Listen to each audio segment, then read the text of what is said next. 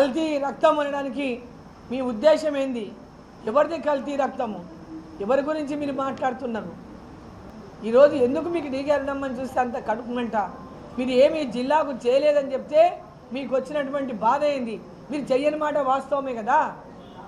మీరు ఏమి చెయ్యలేదు అంటే చేయలేదని చెప్పిన, నేనేం అబద్ధం చెప్పలేదే.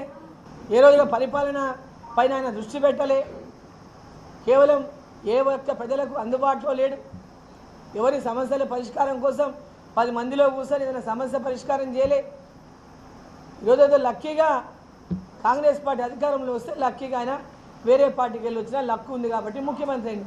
లక్కీ టిప్పు తగిలింది. దాన్ని చూసి మురిసిపోతే ఎట్లా రేవంత్ రెడ్డి గారు?